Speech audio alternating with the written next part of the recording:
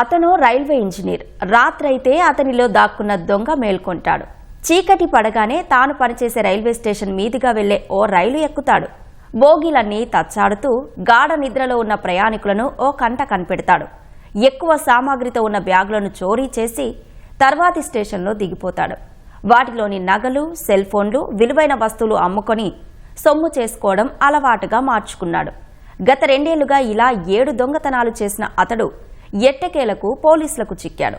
అనంతపురం జిల్లా యాడికికి చెందిన P Balaraju 2013లో railway శాఖలో చిరుద్యోగం పొందాడు. 2023లో రైల్వేలోనే జూనియర్ ఇంజనీర్గా ఉద్యోగం సాధించాడు. 2024 నుంచి ఆదోని రైల్వే స్టేషన్లో పనిచేస్తున్నాడు. జల్సాలకు అలవాటు పడి చోరీల బాట పట్టాడు. గత నెల 14న ఓ రైల్లో కర్ణాటకకు చెందిన ఆర్మీ ఉద్యోగికి చెందిన బ్యాగు చోరీ కావడంతో బాధితులు నంద్యాల రైల్వే స్టేషన్లో ఫిర్యాదు చేశారు. సీసీటీవీ ఫుటేజ్ ఆధారంగా దర్యాప్తు చేసిన పోలీసులు నిందితుడిని బుధవారం కర్నూలులో అరెస్టు చేశారు. చోరీకి గురైన బంగారు ఆభరణాలు, ల్యాప్టాప్లు, సెల్ ఫోన్లు స్వాధీనం చేసుకున్నారు. 14/4/26న ఒక బ్యాగ్ లిఫ్టింగ్ కేసు ఒకటి నంద్యాల రైల్వే పోలీస్ స్టేషన్ పరిధిలో జరిగింది.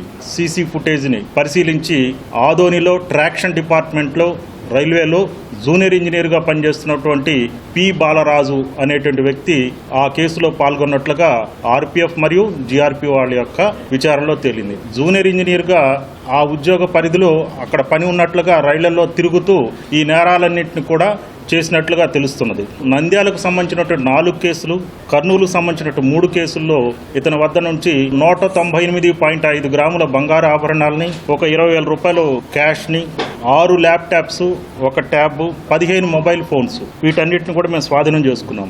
ఫోర్డ్ కారును కూడా నేర వాహనంగా పరిగణించి ఈ కేసులో మేము స్వాధీనం చేసుకోవడం జరిగింది.